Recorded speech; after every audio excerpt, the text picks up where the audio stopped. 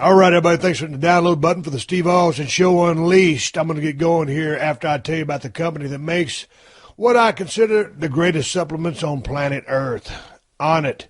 Onnit makes Alpha Brain, and I take it every single morning. It helps keep me razor sharp, and also it keeps me focused. It helps my memory. And when you used to get hit in the head with a bunch of steel chairs, I need all the help I can get. And you know I took Alpha Brain before my interview with Vince McMahon, which you're going to hear on this Tuesday's podcast. But I digress. I'm talking about Onnit and the fact that I also use Onnit Shroom Tech Sport every time I get my swell on is a testament to the fact that it helps me go longer, harder, and recover faster. It's a great all-natural way to fight fatigue. And if you go to Onnit.com/Steve right now, you can get 10% off your order. And check this out. Onnit has a money-back guarantee.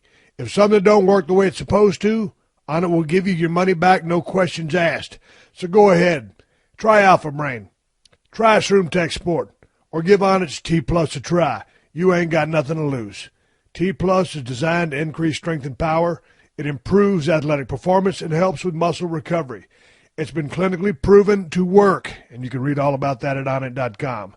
T Plus has also been certified drug-free by the Banned Substances Control Group. That means it's safe to use if you're competing. So go to Onnit.com/Steve to get your 10% discount off all your supplements. What are you waiting for, folks? Go now. That's Onnit.com. ONNIT.com/Steve to get 10% off your order. The following program is a podcast1.com production. He started in a small town in Texas. Worked his ass off to become one of the most famous wrestlers of all time. We're going to take care of business tonight, and that's the bottom line. And now he's dominating the world of on-demand audio. And he's doing it for the working man. This is a damn good outlet for me to spew the bullshit off my brain. Yeah! This is the Steve Austin Show. Unleashed.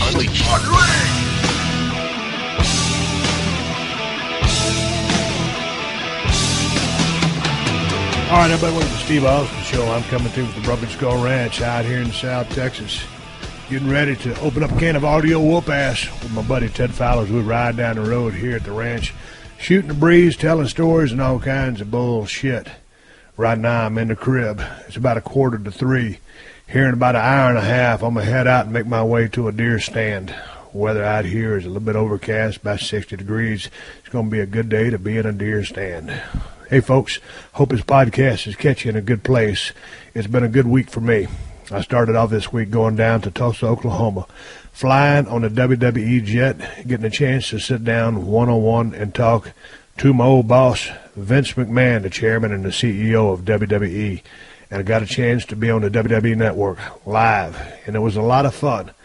And for those of you that did not get a chance to see this because you do not have the WWE Network, you're going to get a chance to listen to this podcast this coming Tuesday on the Steve Austin Show, family friendly.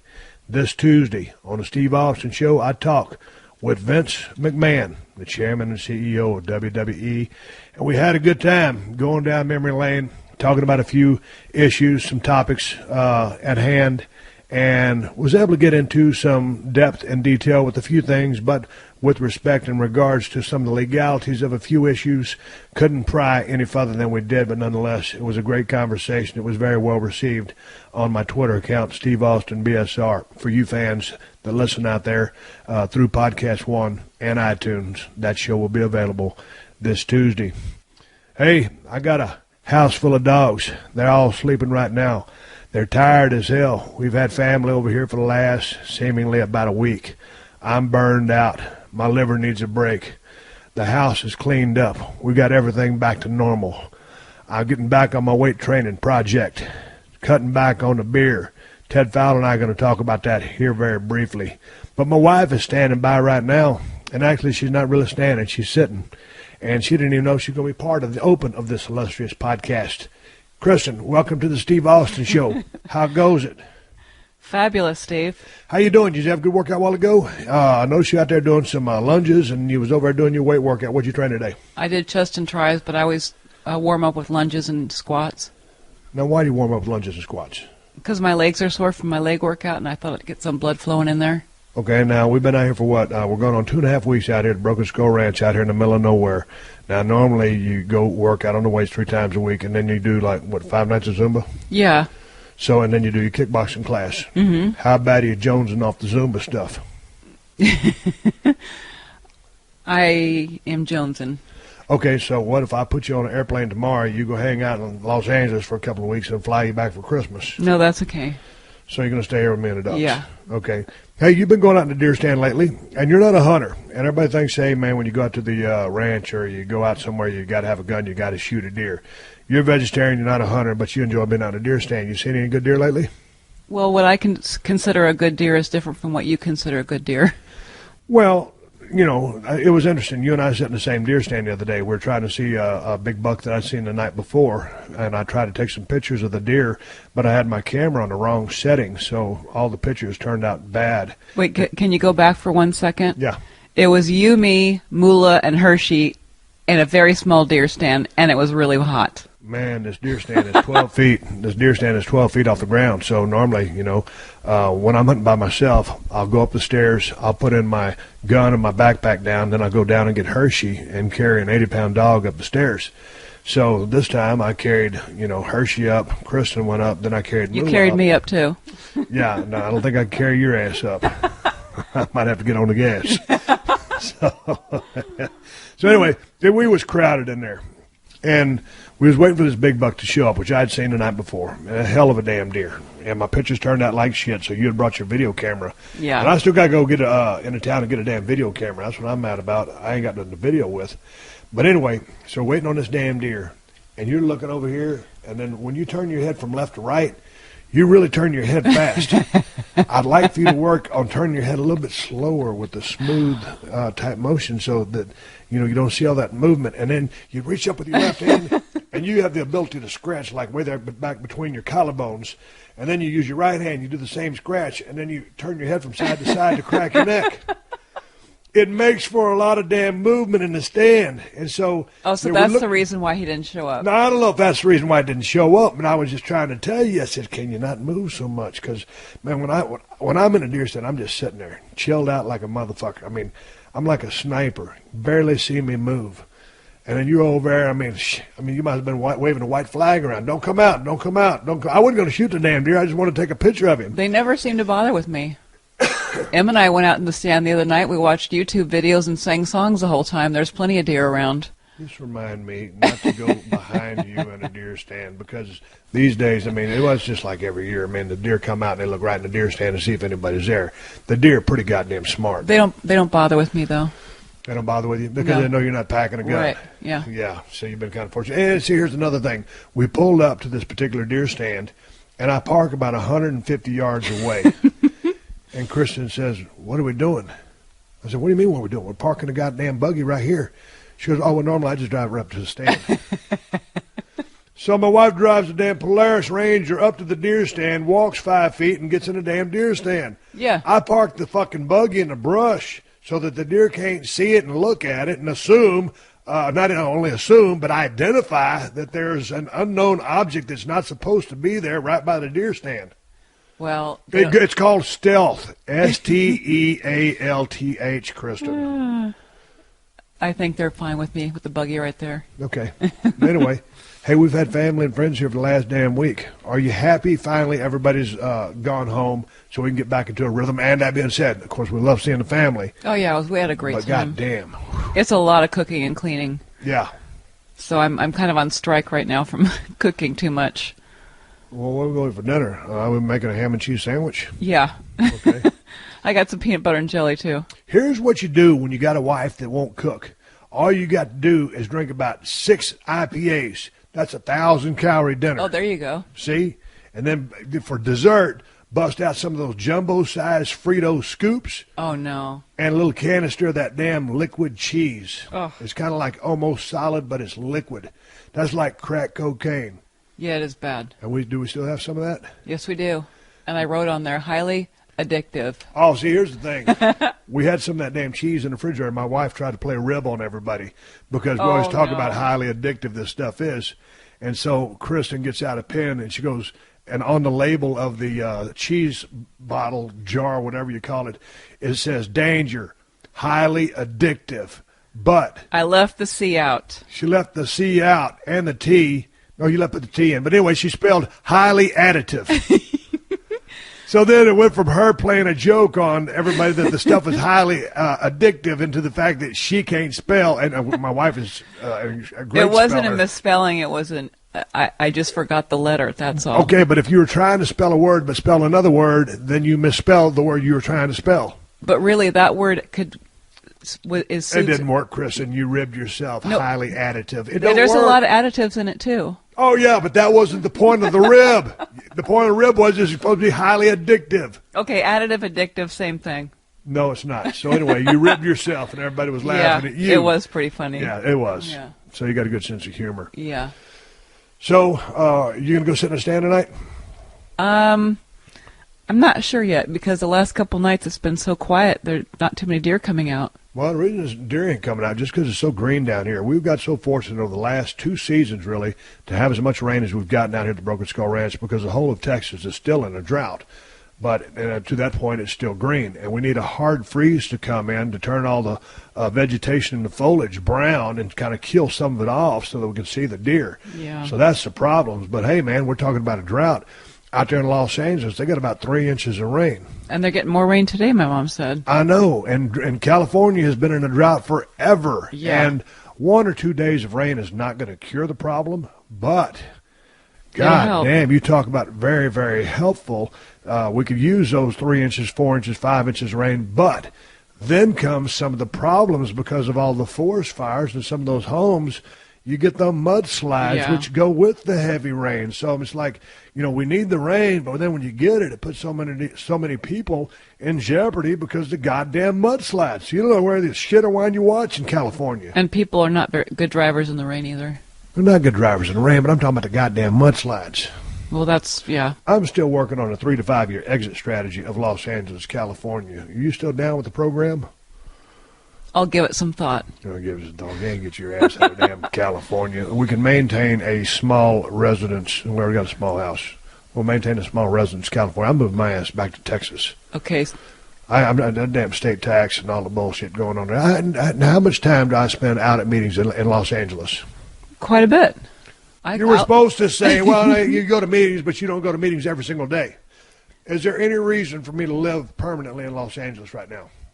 Because your wife likes it? Well, you like Los Angeles, and it does facilitate me being able to talk to many people on the podcast. Guys come by in person, or I can go down to Podcast One Studios with Stacy over in Beverly Hills or in Culver City. It's handy for that. But other than that, man, I about got a gut full. All the damn idiot drivers. I mean, LA's a great city. I know. It is crowded, and it comes with its issues. But it is bug-free. It's bug-free. I'll build a big ass. I'll build a big ass porch on a little bitty house somewhere in Texas. How's that? Okay, screened in so the bugs can't come in. Screened in so the bugs can't come in. Anyway, hey folks, I got a damn good show coming up for you here in just a few minutes. We're riding down the roads here at the Broken Skull Ranch. Me and Ted Fowler 361 just kicking and shooting the shit for you guys. Again, listen to the Vince McMahon podcast on Tuesday, the family friendly show. On Podcast One and iTunes. And with that being said, I got to break into a piece of business and talk about one of my sponsors. Kristen, I want to thank you for joining me here on the Steve Austin Show. You are very welcome. All right, now let's get back into a little bit of business and get on to the body of the show where I roll down the roads here at the Broken Skull Ranch with Ted Fowler. Before I get cranked up, ready to go, I got some badass T-shirts over at BrokenSkullRanch.com. Hit the merch button. Find out all the stuff that I've been wearing on the past season of Broken Skull Challenge. Also, don't forget, Thursday, December 4th, today for many of you, it's the season premiere of Redneck Island on Country Music Television. Season premiere of Redneck Island on Country Music Television, 327 if you're a DirecTV user. Anyway, y'all be sure and check that out. Badass show. Had a lot of fun doing it. Film out there in Lake Hartwell, Georgia. And so that starts Thursday, December 4th.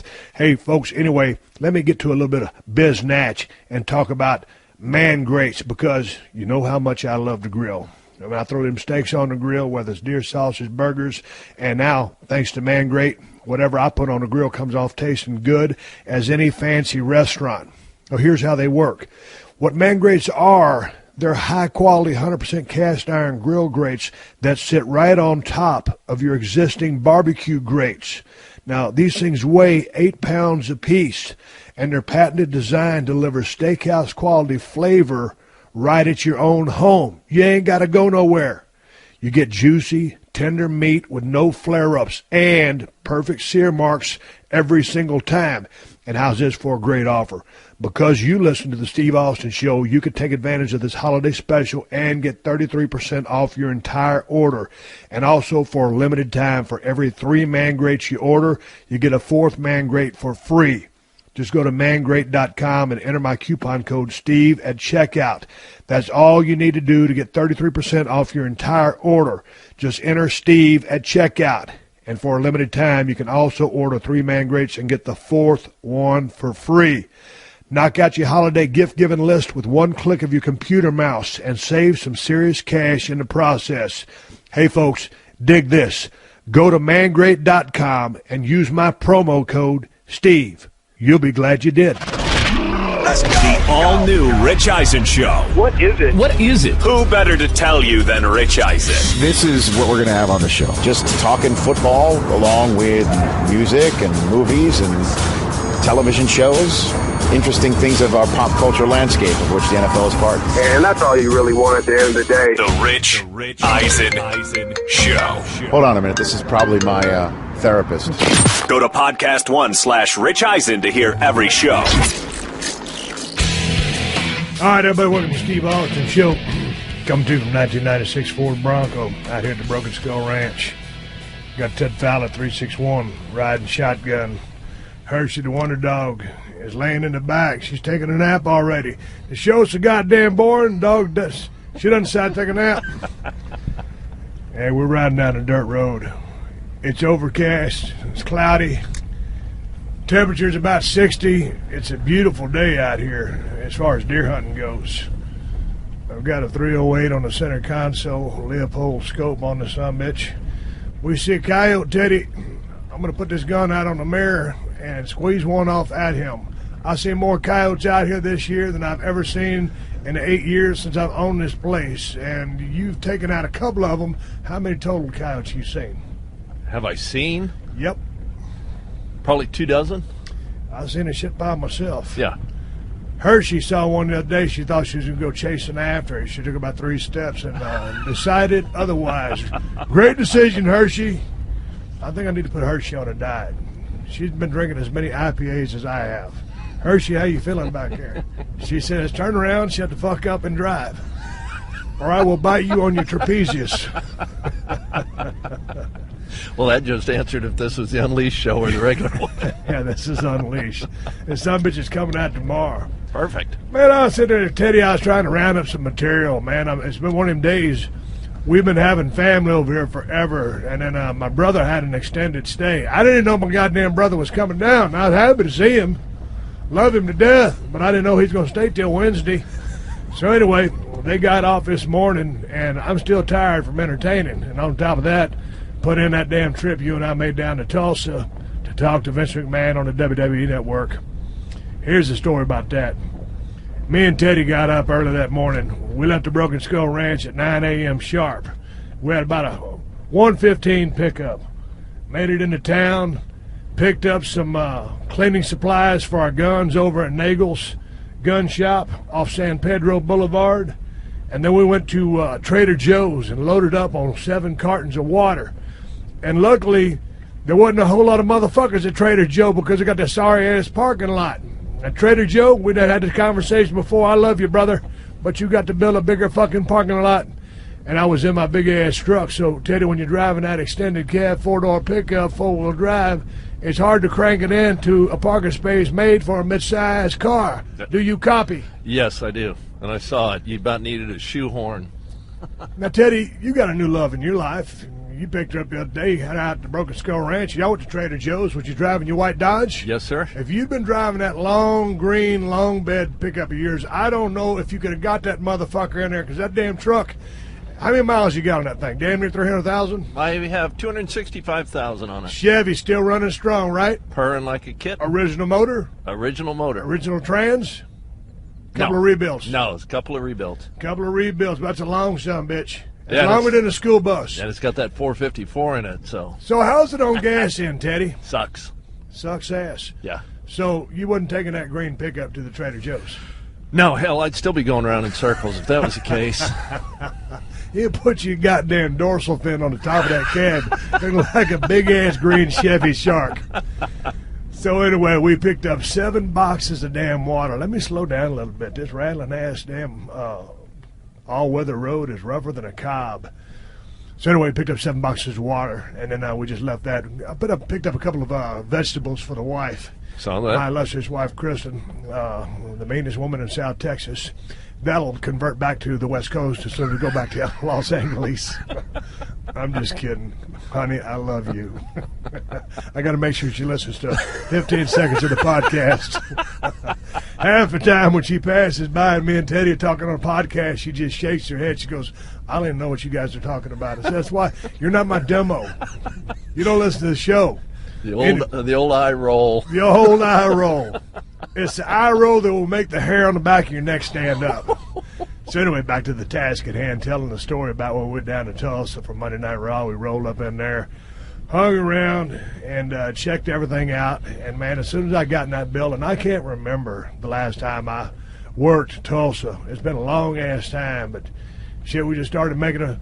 It's a funny thing about all those buildings, they're all the same. You got an arena in the middle, and a kind of either round or oval shape, and you just start walking down the hall, and then you'll see all the doors with all the labels on them of where everybody's at, whether it's talent dressing room, guests, events, all that other bullshit.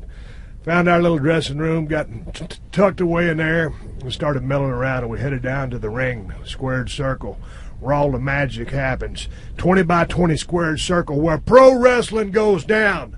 No sports entertainment up in this motherfucker. It's under the sports entertainment umbrella, but it's pro wrestling in my brain, Teddy. You've been a long-time wrestling fan. Hell, you damn near damn wrestling journalist. You done asked me a bunch of questions on the podcast last week, so since you're a wrestling journalist these days, is it sports entertainment or is it wrestling, goddammit? No, it's wrestling to me. It's wrestling. When they ring a bell, those guys start wrestling to entertain the fans, correct? Correct. Because what else do they do to entertain the fans? What? Name me one fucking thing they're supposed to do other than wrestle, Teddy. You can put brawling underneath that category of wrestling. But inside a 20 by 20 ring, a squared circle, it's wrestling. Yeah, that's all you're supposed to do in there. So anyway, there we were, hanging around talking shit with a bunch of WWE superstars. Had an extended conversation with John Cena. Shit, we talked with John for about 30 damn minutes. What do you think about old Cena? Good dude, right? Yeah, he's very, very cool. Very, very articulate. Very, oh, that was a good word. Very I like the way you said articulate, but you said very articulate. Okay, so yeah, much more articulate than myself, yes. So he was articulate, and you've got to understand, me and Teddy been on about an 8-day drinking spree. So the fact that Teddy ain't too articulate may still be is not to be held against you. I'm going to go ahead and go on record saying normally he's very articulate. That was eloquent. So, again, proceed with your thoughts of young John Cena. No, he's very, very well spoken, very educated about, the whole wrestling process and, what direction the company needs to go.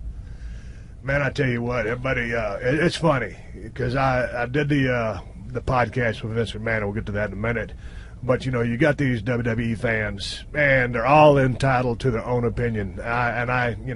Each opinion is your own. It's a subjective business where, what you like, it might be completely different from what I like. But when you're talking about top guys, that's who and what John Cena is. And he gets a lot of heat for it because he hasn't had a ton of dance partners in recent years. He's really like the only guy at the highest level. And people say, you keep shoving him down our throats. Well, what other option do you have? CM Punk went home or got fired or got burned out, whatever.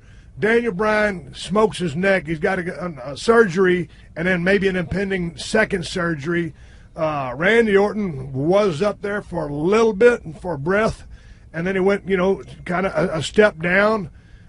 You've got all the other guys. Triple H is going to wrestle part-time, so you don't know what he's doing. Brock Lesnar, because of the contract he negotiated, is part-time, and I say that with due respect because a contract negotiated is a contract negotiated. He's there to be obligated for the amount of dates they signed him to. So people get so mad about John Cena being a top guy. It is what it is, and at the end of the day, hey, we'll flip him heel. Hey, man, the answer ain't to flip John Cena heel. The answer is for the challenge that I issued to the damn WWE dressing room. They got a big roster of guys that are really green right now, but there's some good cats there. So when I called out the dressing room on the podcast with Vince McMahon, it was just about these guys going out on a limb, pushing the envelope, and taking a chance. And I got a lot of damn response on my Twitter account, Steve Austin, BSR. And they said it's hard for the talent to step up when they've got a foot on top of their head keeping them down. That's bullshit. There wasn't nobody lit a fire under my ass, and I'm not going to sit here and talk about Steve Austin all day long, but I saw that I was going to have to do something to shake up the system and turn up the volume and push the envelope because the ringmaster was a suck-ass gimmick. And then when I came up with the Stone Cold thing, nobody knew what it was, so I just started pushing the envelope and went out on a limb, flipping people off. And then Vince, finally opened up his eyes and said, hey, this motherfucker might be moving the needle for us, and started understanding the cause, the mission, and supplied a little bit of rocket fuel to the rocket that I was trying to get to take off. So, anyway, but Cena's 37 years old. Goddamn, as I look at that dude, I was on his Twitter account a while ago. He had pictures of, he loves the Olympic lifts. Yeah. You and me don't do fuck all for Olympic lifts. I don't dig the Olympic lifts. Not on my body. I got too many damn issues. My damn right arm don't straighten out. I don't know if I could do a clean and jerk or a clean and snatch. Now, I love me some clean snatch, but that's a whole different fucking ball game, okay? Bobcat! Yeah. But goddamn, when you look at him, he's still got a spark in his eyes. He's still in good shape, and he's still taking way too many bumps. John, if you listen to the show, don't take so many crazy bumps, you son of a bitch. I got respect for you, but you got a little bit more longevity, man. They got to build these other superstars up. You got Seth Rollins coming up the pike. You got Dean Ambrose coming up the pike. Bray's starting to make that way. And I really like, they've got work to go, but those guys are on the way. And it's going to be a long time before they catch up to John Cena. But I like what they've done with Luke Harper and Eric Rowan's. I was watching Eric Rowan's come down the other day in that pig mask, and he kind of had this little swagger in his movement he was doing with his arms. I said, hey, this is kind of different. Maybe this is the first time I've noticed that, but I haven't noticed it before. So he's kind of starting to get creative, that big Viking-looking son of a bitch. So he's kind of starting to break out a little bit. And, of course, when I talked on the podcast about Cesaro, Teddy Cesaro was one of the only guys that came in there and said hello. We saw a lot of them at the ring, but Cesaro specifically came down to come in the dressing room and just chill out for a little bit and say hello. I noticed that. I had a little conversation with the dude. Yep. I like that dude. And I think, he's missing one piece of the puzzle, but I think the guy's got superstar written on him. He's just got to uncover or find out what that one missing piece is. And I think the kid's going to be on his way to making money. Dude, I think if you went down to Florida and, like you were saying, got in the ring with him and showed him a few things, that would just be paramount on his mindset. I think so too. Yeah. And it's like I was telling him a few things there in the locker room. I just can't just give you a few things and it's going to happen. I'm not saying I could make the 100% difference, but could I chip in a cunt here? Yeah, I could. It's going to be interesting to see, one of the names that was coming up before he had to take a step back was Roman Reigns when he had that badass hernia and they had to do surgery on him, so that kind of slowed him down. And Roman Reigns, as I challenge the locker room, I'm challenging you to be at home while you're healing up and watching not only the 3 hours of live Raw, but the SmackDown show, however long that sumbitch lasts. And then on the other note, all of the older wrestlers who were big-time stars, not just from the Attitude Era, which was a good era to learn from because you got a lot of Brett, got a lot of Shawn, but a lot of Bruiser Brody. You need to be watching some Mid-South Power Pro, a lot of stuff from Crockett's, all that mid-'80s action. And so working a body part, sticking to a body part because that's the only hole I see in your game is working a specific hold, a body part, and, high spots in transition. You're a big dude, but you got to incorporate high spots and movement as a part of your repertoire, or you will stay right where you're at when you come back. And it's going to take a work rate and workmanship to move up the card. And seemingly from everything that I've gathered, obviously the company is behind you. So anyway, just a shout out to a couple of guys to keep your nose to the grindstone, watch as much game film as you can, and that means just old videotapes. Get on the WWE Network, get on YouTube and Google some names specifically that were badass workers.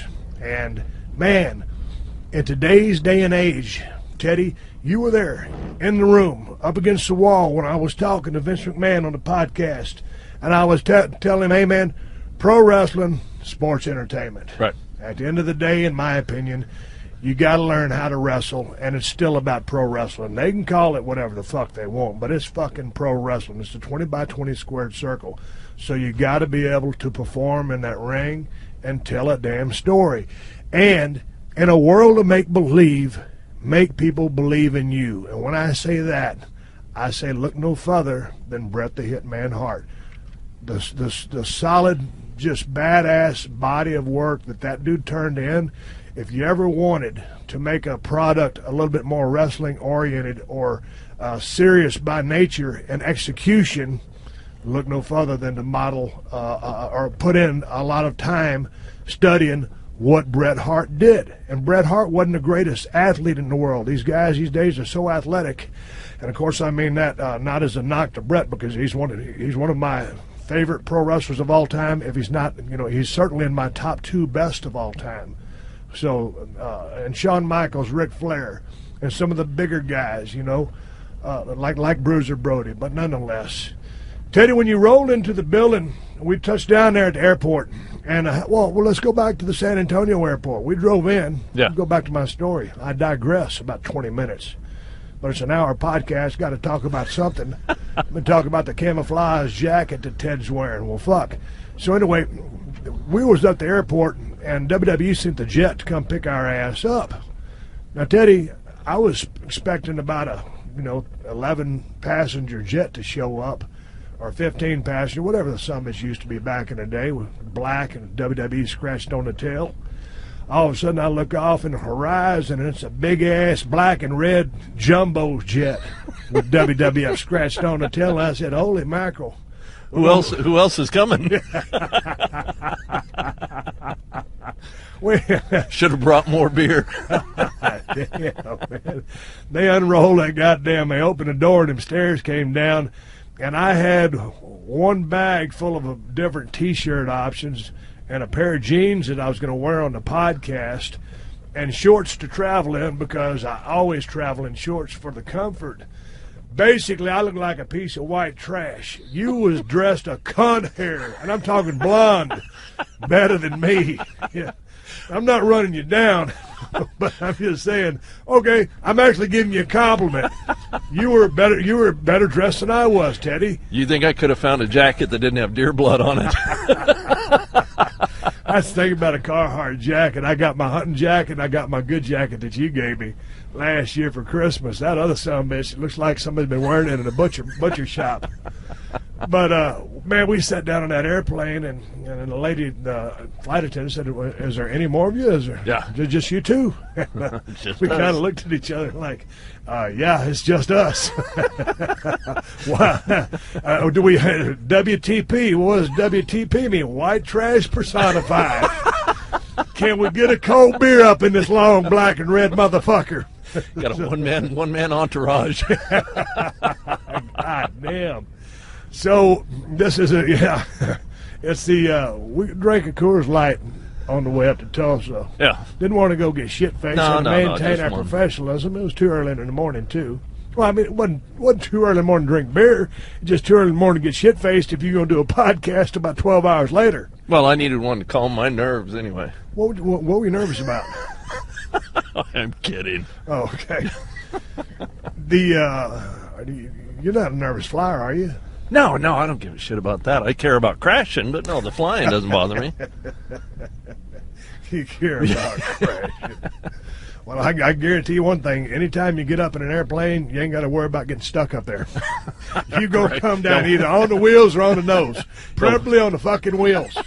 What goes up must come down. So we get over there to Tulsa. They pick us up, take us to the building. We start hanging around and talking to John, seeing the other guys. When we got around to the squared circle there, Teddy, did you want to go in there and start hitting the ropes like an idiot, or just was cool to sit there and shoot the shit with the guys? No, dude, it was cool just to, sit there and shoot the shit with the guys. And besides that, the divas were up in the ring. So, you got a little eye candy, and then you got to talk to the guys and listen to stories and stuff. So, no, it was very cool. Very cool. We sit there and talk to Kane, old Glenn Jacobs, for about 30 minutes. That's a funny motherfucker. Yeah. Now, when you see him, he looks like a monster and a killer in the damn ring. You sit there and talk to the dude. He's one of the smartest guys on the roster. Yeah. Did that correct. surprise you? Very much so. Very much so. I didn't expect him to come in with his little Ben Franklin glasses on and, hair all slickered down. And, even with the corporate Kane deal that he's working, he come in and what kind of T-shirt did he have on? What? Oh, I can't even remember. Yeah, I don't know. But Jesus, his traps arms were about to stretch out the neck hole. That son of a bitch. Glenn's been in the gym. I can damn sure guarantee you that. Once or twice, yes. It was funny. He was talking about coming off the road there for a while. And the dude got so bored, he called up WWF and said, "Hey, man, I'm ready to go back on the road." He said, No, we can put you on a part-time schedule. No, full-time. I'm ready to go back on the road. Yeah, we got something going on this weekend. He's like, well, I was thinking tonight. I'm free tonight. I'm free tonight. Yeah. Man, it was funny because, I remember when I got out of the business because of my neck, I wasn't ready to leave. Don't get me wrong. I'd had my gut full of the business. I'd quit for 8 months, all that other bullshit. But when I finally had to ride off in the sunset, it took me about 3 years to get that shit out of my system. So I can understand, his desire wanting to go back and being on the road, but also for the paychecks as well. Oh, absolutely. And the thing about Glenn Kane is, he was a non-drinker. When I left the business for 3 years, man, goddamn. I tell you what, whiskey, vodka, and beer sales were way up there. If you had stock in Crown Royal, mister, you'd have made some money during that 3-year period. But I got all over that. What was your takeaway from your adventure, your first live event at WWE? All of the backstage stuff was just mind-blowing. How many employees it takes, how much stuff it takes to put on that type of show. And as soon as it was done, once we left the podcast room, those guys are breaking down everything and just, loading up semi after semi after semi. It was quite a production. Loading up the damn, all the trunks, the damn, whatever you call them, big boxes, and anvil cases, loading all them cords up, pulling all the wires, putting all that shit up, heading over to Oak City to do it again, to do SmackDown. Shit, Teddy, right before we went on air on the podcast, we probably was in there for about 30 minutes. It was trying to get all the cameras set. There was 10 and 12 some bitches just in that room making that setup showtime. And I got to say thanks to WWE and old Jason, who does the lighting and does a lot of that work, and old KD for a hell of a damn podcast setup. Got a little doe sitting right in front of us out here on the side of the road. We're not going to shoot her. We're just riding around. But if I see a coyote, I'm going to throw a piece of lead at his ass in the form of a .308 rifle. But anyway, big thanks to the setup for everybody that made the setup for the podcast. I thought it was badass, and it was high technology. And hell, man, it was just a shoot the shit conversation with Vince. And, man, they had footage going on in the back. I wanted to turn around and watch all the damn footage, but I was focused at the task at hand. I was just talking to the chairman and CEO of WWE. Funny thing is, Teddy, Vince had a long-ass day. He had flown in from Stanford. He got to the building. He's working through all the storylines that everybody's got going. And then I'm sure he's addressing a couple of superstars with some problems and bullshit like that, and doing his thing. So by the time, and then he produced, well, first of all, he wrote the damn show before he came over to talk to us for 5 minutes. Then he does the show. He's producing it at gorilla position. And then by the time I got him, I thought the dude was going to be frazzled. because picked a bad day to quit amphetamines. He'd had a long-ass day. Hey, man, hold on. I've heard that referenced a couple of times. What is a gorilla position? The gorilla position is where a guy named Gorilla Monsoon used to sit at the desk and time matches and give time codes to, like how much, giving the cues to the announce table. And this is before they were wearing earbuds and giving guys hand signals of when they needed to go home in a match. Okay. So Gorilla, and this was, I guess, maybe after he was a ringside announcer, but that's the Gorilla position was named after Gorilla Monsoon, who used to send those cues to the referee or to the people up at the desk. Hey, it's time to go home. Got it. That's how you get the gorilla position. And what was I talking about? Oh, Vince's day.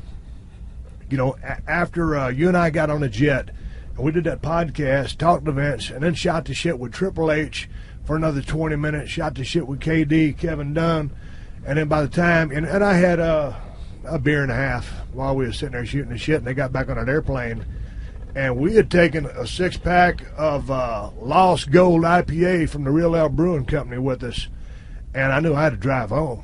So I cracked off in about 1.5 of those, and then we had that long-ass drive back to the Broken Skull Ranch, and I was a whooped ass. I was pretty damn tired. You weren't too talkative. Were you burned out? Were you frazzled, flabbergasted, tired as a motherfucker? What was it? No, I was just tired. I was tired. You wasn't scared about crashing? No, not once for driving. No, you're a pretty safe driver. Well, I know I'm a safe driver. Goddamn, I've been driving all over the world, but I'm just wondering, when we was on an airplane, both times you had your seatbelt buckled up, which you're supposed to, and I didn't. That was a safety hazard I was willing to endure on my behalf. But I noticed that you went ahead and blew up that flotation device both times and put it on your neck. Would you confirm that you're not afraid of flying? And there wasn't a whole lot of goddamn water we flew over anyway. You never know, man. I mean, I like to plan.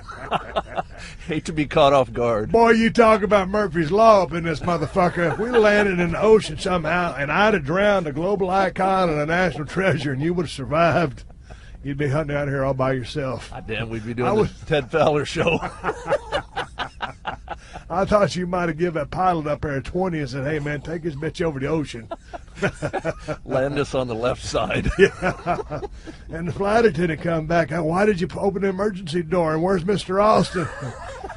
I don't know what happened. He freaked out. He said he needed a breath of fresh air. I tried to grab him. I'm sorry. I dropped a cupcake back here. I told him go ahead and open the window. Oh, Teddy dropped a biscuit back here. I needed to get a breath of fresh air. Teddy, we have been driving around for about 25 minutes. Ain't seen one single animal other than one deer. That deer was a doe. It was a female deer. Would it be a good day for it? Overcast, a little drizzle. It is. Nice and cool. So, Teddy, you're 48 years old. Yes, sir. It's not too old for you to get in the business. Hell, Diamond Dallas Page got in the business when he was about 35 or 37 or 38, whatever the fuck it was. Are you interested in a career in the squared circle? I can train you. I'll be your manager. I really was until I saw you kick Cesaro. Man. I said, God damn, that looked real. Man, that damn Cesaro came to the damn dressing room, and I was just kind of showing him a couple of the damn things. I showed him a reverse mule kick.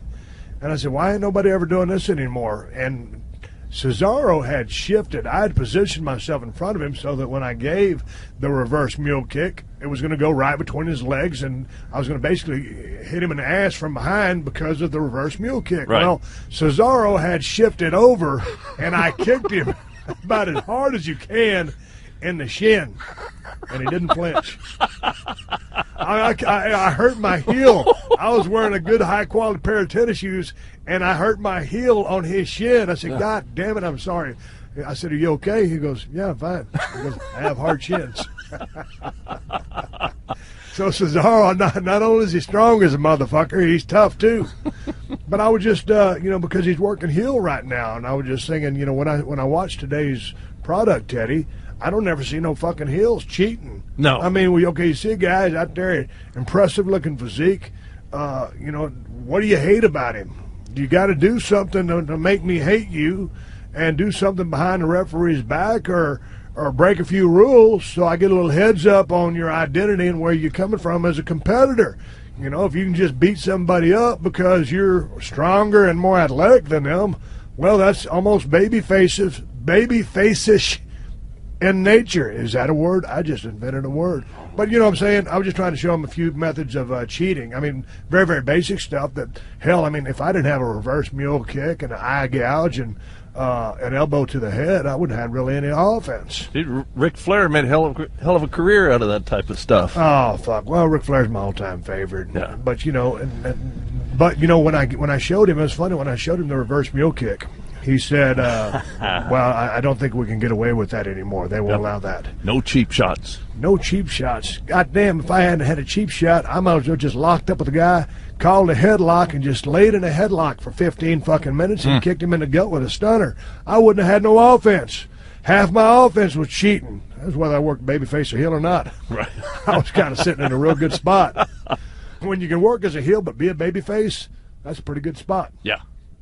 Yeah, when you're supposed to be the bad guy and everybody cheers you, well, that's something else. But you know what? It was quiet back there. It was real quiet. Man, back in the day, you know, when we were around, now especially with Road Dogg Jesse James, that guy's always telling stories and laughing his ass off. And that of course, he's one of the funniest guys on the crew. And badass Billy Gunn and all the guys just congregated telling stories and shit. And there's a deer in the road. What's that? Doe. Yeah. We're on a south fence line about 200 yards away. A doe, a deer, a female deer's in the road. Swig a die Red Bull for the working man.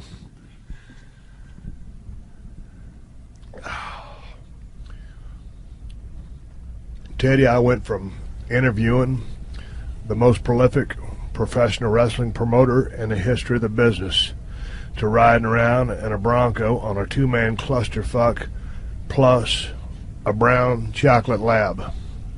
Funny how things change in such a short time. It may have been a step up, a little bit of an improvement. No, that interview with Vince was very cool. It was very informative. You know, saw a totally different side of the guy that you see on TV. That's for sure. I really enjoyed interviewing him. A couple times I saw the gear spinning in his head. He was giving a politically correct answer to a few things. I thought it was very open and honest. I thought that he was that. But, you know, when you're talking to the dude that's the head of, this big corporate monster, this WWE, you know, sometimes he's got to choose his words wisely. We would have delved in a little bit deeper to the CM Punk issue, but as he stated right there while I was talking to him, he didn't want to wash that laundry in public, so I did not push the issue. There were many follow-up questions which I could have followed up with on any of the subjects that we talked about, but due to the fact that I knew we were somewhat limited as to how far we could go, I wanted to ask these questions, but to pry too much would have put him at a level of uneasiness. But I think now that I gained his trust, so to speak, I think if we were able to do another one, I think we'll just be flying by the seat of our pants, and it'll be a whole lot more spontaneous and even more fun than the first one was. And I got on my Twitter account, Steve Austin BSR, and people really enjoyed the conversation. So once again, before we shift gears and move on, I want to say thanks to everybody at WWE. I want to say thanks to Vince McMahon for doing the podcast, and Kevin Dunn, the flight up there, all the boys. Again, I'm still challenging the locker room for all you guys to step up, push the envelope, and get yourself over. And don't be satisfied with the creative that they're giving you if you can come up with something better.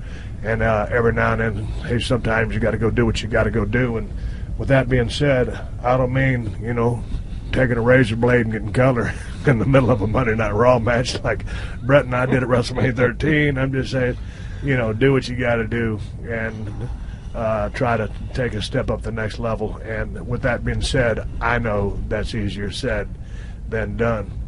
Hey, I'm riding around the Broken Skull Ranch with Ted Fowler, just shooting the shit on a two-man clusterfuck on a gray, cloudy, rainy day here at the Broken Skull Ranch. Hershey the Wonder Dog is sleeping and farting behind us. In the seat behind me, I've got a 308 with a 3 to 14 scope on it, pair of binoculars. We're looking for coyotes while we shoot the breeze, and talk about bullshit here on the Steve Austin Show. I'm going to take a little break, come back after a few words from some of the sponsors who keep this show on the air for free. FREE, my favorite four-letter motherfucking word. Coming right back after this. All right, week 14 of the pro football season. I know a lot of you are pissed off that your season-long fantasy teams didn't make the playoffs in your league, and that means no cash in the league. Well, don't worry. You can still win some cash this football season if you play at DraftKings.com. In fact, if you play at DraftKings, you can become the world's next millionaire, and I'm going to make this real easy for you. I'm going to tell you how you can get a free shot at winning some instant cash this very weekend. Just go to DraftKings.com now, and when you get there, use my promo code Steve to play for free. Yeah, I said free. So go to DraftKings.com now, use my promo code Steve, and get free entry into their $10 million fantasy football world championships. That's DraftKings.com. And use the promo code Steve. DraftKings.com. Bigger events, bigger winnings, bigger millionaires. So you know by now that my close personal friend Diamond Dallas Page is the guy who created and developed a life-changing fitness program called DDP Yoga. And believe me when I tell you, this ain't your mama's yoga. This is a high-octane yoga. This is a cardio workout that's easier on your joints. DDP Yoga helps build strength and flexibility, and it's a great workout choice for people of all ages and skill levels. And because of my close personal friendship with DDP, he's given all of you guys an incredible deal on the Max Pack. All you have to do is go to ddpyoga.com/Austin. So here's what you get when you order the Max Pack. You get 15 workouts. You get a nutrition guide. You get recipes. You get a grid chart to track your workouts. And you get a poster to help you remember the 12 core positions that make up DDP Yoga. Join the thousands who are already enjoying the life-changing benefits to DDP Yoga. Take advantage of this special deal. Go to ddpyoga.com/Austin. That's ddpyoga.com/Austin. Folks, don't wait. This offer is only available for a limited time. ddpyoga.com/Austin. Steve Austin, Unleashed. All right, everybody, here we come, right back from a break. Thanks for the words from the sponsors. Keep this show on air for free. When I hit the pause button there, as me and Teddy are riding around the ranch doing this podcast, I said, all right, Teddy, I like that first 32 minutes of the show. I said it flowed easy, and we kind of talked about what we did. I said, you got anything fresh, anything new you want to talk about? Teddy thought for just a millisecond. If you wanted to say millisecond and use one less syllable or two less syllables, I could have said cunt hair. So Teddy thought for a cunt hair of a moment in time, and he says, well, it'd kind of be boring to talk about drying out and getting back in shape. And I figured, what's so boring about talking about drying out and getting back in shape? Teddy, what do we need to do here? What's your assessment of the situation? It's not like we've just been getting shit-faced drunk every night. That's not the case. No. But every night, 2, 3, 4 beers. When it wasn't that way last season. Last season we were pretty regimented with our eating and drinking and, just our six-pack Saturday. That worked out pretty well. Weight went down, got in pretty good shape. Just going at it a little slower pace this year. Well, goddamn, I finally got settled into a groove, man. When you come out, I come out from doing those 2 shows, Redneck Island, and while I was doing Redneck Island, I filmed that Wendy's commercial, and then I went to Broken Skull Challenge, and then came out here, and it was 2 weeks of culture shock, just trying to get back into a groove and not have a specific task at hand to go do. And then my gym in L.A. is a half mile from the house, and when you come out here and you're in the middle of nowhere, you got to get back into the groove. Right. So, but that being said, 4 IPAs, versus 6 once a week is a shitload different in calories because those IPAs usually average anywhere from 220 to 250 calories a beer. By the time you get that 1,000 calories in on top of your food every single night, it adds up to a drum. So I think, we'll taper back now. I'm good. All the family's left. I told you last night, I said, man, we might as well have a couple more beers tonight. My brother's heading home. We'll shoot the shit with them and then get in the gym. And we was just fixing to work out right before we got in the Bronco to cut this podcast. And I said, well, fuck. I better get my podcast in so Stacy can put this motherfucker together. Yeah. And then we can train after we get off the weights. So we did chest tries yesterday. That was a good workout. Yeah, it was a real good workout. So we're going to do back and bis today, and I think we're going to start off with deadlift again, man. I've been digging that deadlift. Is your back good? Yeah, better than those shorts I was wearing. Well, we was doing deadlifts the other day, and poor Teddy ripped his goddamn shorts. When he bent over, all my family members were walking around. At least you had your blue underwear on. At least I was wearing underwear. It is a holiday. Yeah, yeah. I'll leave the blue hard to follow that one up, isn't it? Actually, after the workout, they were blue and brown. So deadlift, we'll start off with deadlift, and we were doing those gimmick bent over rows. You didn't seem to like him too much. What happened? Oh, my right elbow was acting your up elbow on me. fucked up on you. Yeah. You know you're getting old when your elbow starts bothering you on a bent over pulling movement. Yeah, when you're supposed to be using your back. Yeah, I'm kidding. No, I'm kidding. Well, you're right. Talking about cleaning up and working out got boring real fast. Next subject. What else you want to talk about, Teddy? We can't touch on politics. Politics suck ass, man. I mean, you got your Republicans, you got your Democrats, you got your Tea Party, whatever. The thing about politics and religion is, man, it's Chevy, Ford, Dodge. Whoever, believes whatever they believe, what are you going to do? Talk them down, make them change your mind, make them see your way of seeing things, what you believe? I don't like to get into the politics on the show. Now, if someone were to stop me, at a function or something like that, just want to sit there and start talking politics, I'll talk politics all day long. I just don't like to do it on the show because I think it's a divisive subject, and that's not what my podcast is designed to do. The podcast is basically designed to entertain, and me spouting off my political beliefs or whatever the fuck I believe, that is what it is. It's a dead subject. We can talk about pussy. All right.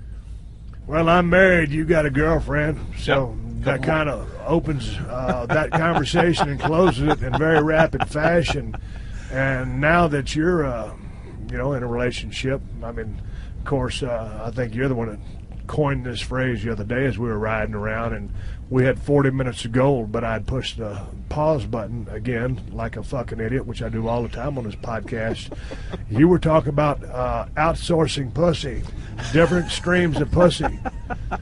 Not so much anymore. As my friend Lee Corso would say, not so fast, my friend. Yeah. It's not like you can outsource the poontang anymore because you in a relationship. No. So y'all are dating now, and it's Correct. monogamous. Correct, yeah. Now, of course, myself and my wife are in a monogamous relationship, so That's good to hear. I'm probably not going to talk about outsourcing pussy from my standpoint because I haven't been. I'm sure she'll be glad to hear that as well. I'm going to play her 30 seconds of the podcast. Honey, here's 2 reasons why you should love me. If I end up with 2 knots on my head, it's because I got hit with a pot and a skillet. Teddy, we're riding by, or fixing to be riding by one of our deer stands here called Lone Star. You see anything worth the flying fuck out of this deer stand? Man, I haven't yet. I've done better, seen better deer up at Stone Cold. That one with the fork G2. Yep. I only sat here a couple of evenings, didn't see anything, and then the one morning I sat here, it was foggy. So I really didn't see anything then. So what are you doing when you're sitting in your deer stand and it's all fogged up? Or right now it's so green the deer ain't moving. You just sitting there playing on your goddamn iPhone, ain't you? Yeah, that and listening to music. What do you listen to while you hunt? I just, I don't know, whatever's on my iPhone. You know what I like is that U2 album, the new one that they automatically uploaded, downloaded. God damn it, that's how I got that on my iPhone? Yeah, it just came free. They automatically loaded that thing up. God damn, I'm glad you said something about that because, man, I was out there at the Broken Skull Challenge and I was listening to a couple of songs and I was like, man, those are pretty good songs. I didn't download this because I had Easton Corbin, George Strait. I had some Rage Against the Machine, some Black Label. That was kind of my go-to stuff. I just got that new phone and didn't have it, or my old phone I only had a certain amount of music on there. and a couple of tunes that were pretty catchy came on there. And I was like, well, what the fuck is this? And I said, it looked on my phone and said, U2.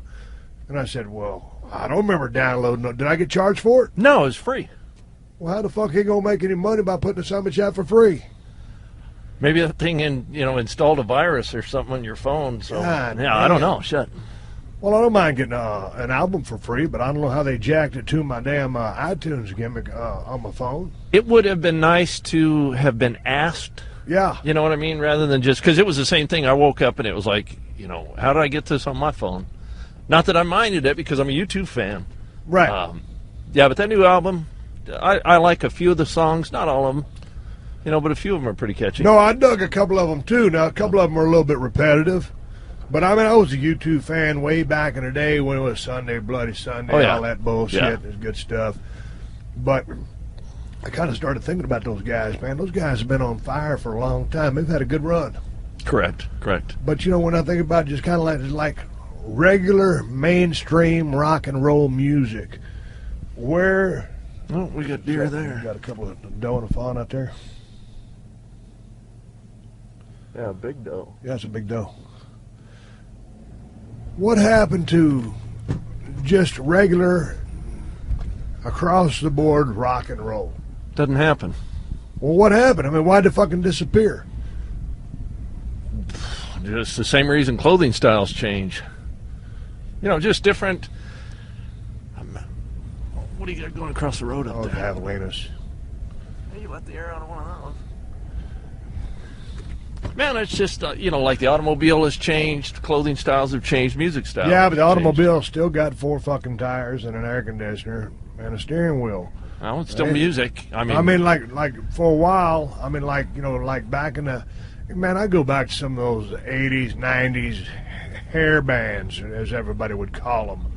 Then you had your grunge movement, but then there's like bands like, I know Boston had their run, and then they're done, and then Aerosmith had their run. I mean, they're still around, but I mean, they're done.